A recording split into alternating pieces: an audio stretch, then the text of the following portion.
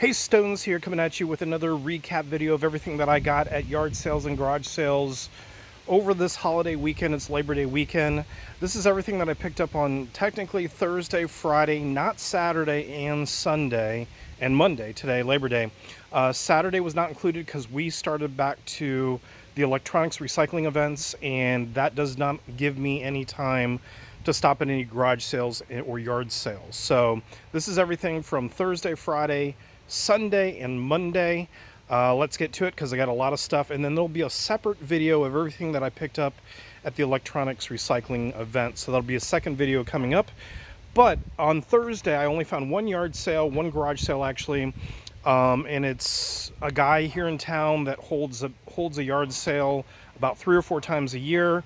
He typically always has the same stuff. I have found some good stuff from him, but not this time. I didn't buy anything, so nothing on Thursday, but then Friday, Sunday, and Monday. So starting off on Friday, this was the very last yard sale that I went to. It was actually the first one I stopped at. They had their signs up. There was boxes everywhere, but it didn't look like they were open for business. So I swung back around because it was right around the corner from where I lived. I stopped there before I went home for the day, and they were up and running. And this is what I got for what I paid, $25 total. So she wanted, first of all, $5 for the set of Powerpuff Girls talking plush. These go for anywhere from $25 to $40 a piece. I'm going to test to see if they work. Some of them did work when she was showing me. I hope to get $50, maybe $75 for the set. She wanted $15 for this prehistoric adventure dinosaur plastic toy set.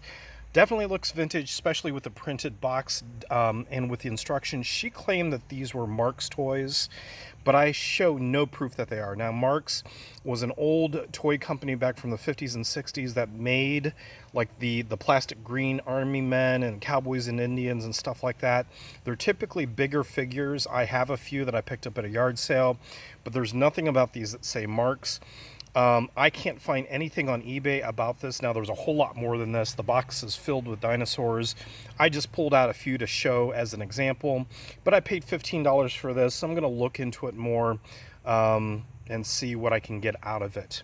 I paid $5 for this replica prop from Dune. This is the Chris knife. Now, this is from the original movie, not just the recent 2-part movie that recently came out. This is from the movie that came out in the 80s.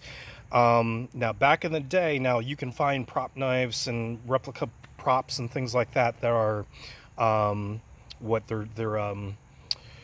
they're printed, 3D printed. That's the way they do it now. But back in the day, they could only do molds. Like this is just a mold injected resin kit type of thing. Now, this is definitely not licensed. And it's probably not authorized, but this is an older one. This is a vintage one, and with the popularity of the movie, I think I can probably get about $40 or $50 for this. Now, the funny thing is, I got her to throw in this action figure for free. She originally wanted $1 for it, but I got her to throw it in for free, and that's the most valuable thing on this table. This thing does have a broken finger, and it's missing the weapons, but if I had everything, it would be in used condition about $150, $175. If you had it brand new, it's like $250, something like that. Without the weapons, but yet complete with no broken pieces, probably more like $125 figure, $100 figure. But with the missing weapons and also with the broken finger, I'm thinking about $50 to $75 on that. So that's going to pay for everything easily. This is from a yard sale that I went to yesterday after I left the gym. Basically, they were advertising that everything was $1 unless otherwise priced. She charged me $5 for everything that you see here. So the Tarzan toy, I was thinking this was a different Tarzan toy. There's a controversial one that had been pulled off the shelves, and I won't say why, but I thought this was it, but this is not it. But that's okay. I barely paid anything for it at all. I got the lava lamp. I picked up, anytime I find these converter boxes that are still sealed in the box, I pick them up if they're cheap. These were handed out by cable companies and things like that when cable companies and TV stations were going fully digital. So it was the only way that you could still use your analog TV to pick up TV stations. So these were handed out. A lot of people didn't use them, so they have them sitting around. They're still brand new sealed. If I can get them for less than $5, they sell for about $25, $30, depending which brand you have. Then the action figures. Again, I don't know exactly how much she charged me for everything in total, but she basically said, you know, fill a bag of toys for $1. So I'm thinking she thought this was a couple dollars worth if each one of these items was $1 a piece. What I'm really excited about is these tiny, small soldiers action figures. I already have this guy. He's sitting on my desk. I don't have this guy. These are generic soldiers, but there is a stormtrooper in there as well, so that's why I grabbed that. Even for $1, it's worth it. This Spider-Man character is out of control. He has calves almost as big as mine.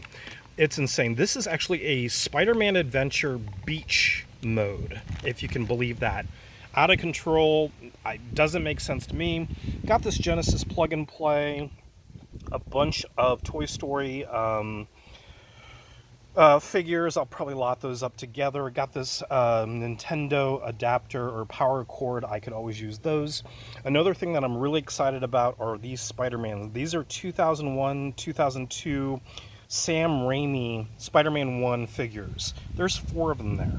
There's also the diorama pieces in this bag. This bag is just filled with a bunch of other Spider-Man stuff. So the set pieces where you can stick the stuff behind him and stuff like that. So these action figures are going for about $25 a piece. So there's $100 right there in action figures, not including these set pieces.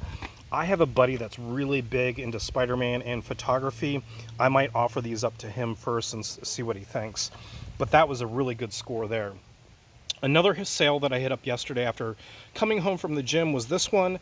Paid $1 a piece. Those are actually Jim Beam t-shirts that are kind of wrapped up. Even if I get $12 free shipping out of those, there's 5 of them. It's one listing, and that'll be a pretty good score. I paid $1 a piece for each one of these video games. They're not great titles. The famous Madden 14 is not in there. Maybe someone else grabbed it up before me. But at $1 a piece, I normally don't buy sports games because they're normally worthless. But at $1 a piece, I couldn't pass them up. And then I got a stack or 4 different strategy guides for video games. The only one that's worth it is the one on the top there, this Tropico 2 Pirate Cove strategy guide. That's worth about $15, $20, something like that. I'm gonna go back. I'm gonna go to this is from today. Saw a sign on the way home from the gym. Didn't know if those signs were still up from the weekend or if it was a new sale for Labor Day, because I didn't see the sign yesterday when I was driving around, and sure enough, it was a new sale. Picked up this PS2. It says 15. I offered to them 10. They took it. I normally don't pick up game systems anymore, especially with the recycling events that I do, and you'll see why here in the next video, because I pick them up for free. So why pay for them when you can get them for free?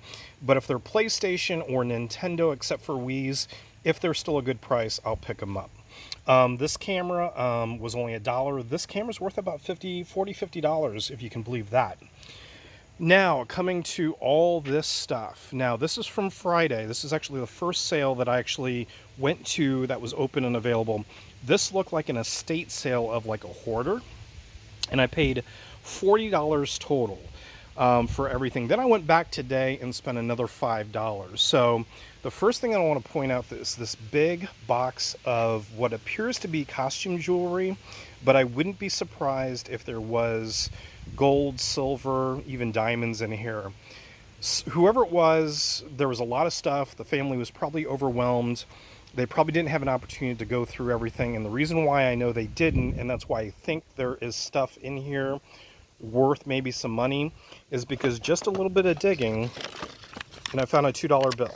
Now, you would think that if they went through all this stuff first before they put it out for sale, they would have seen this, they would have just taken it and pocketed it, right? But that didn't happen. So $20 for this whole box of costume jewelry or real jewelry, who knows. And then $20 more for everything else except for the items that I picked up when I went back again today for an additional $5. So $45 total. This thing surprised me. I found this in a stack of stuff. I think it was a stack of maps.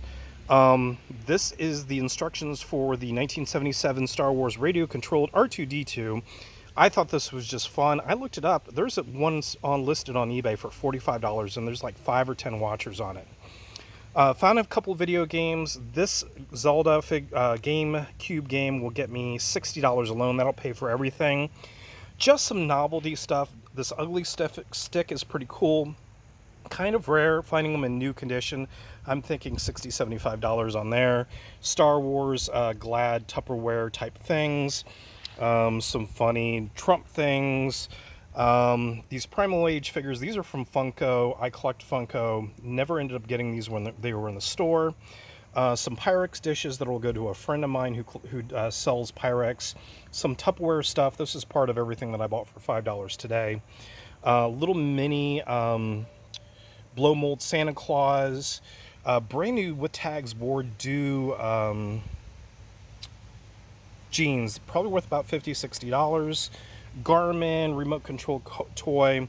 There was so much stuff at this. So that's what I picked up. That's for the weekend. Stay tuned for part 2 when I go through everything that I got at the electronics recycling event, which was also a good day. All right, see you soon.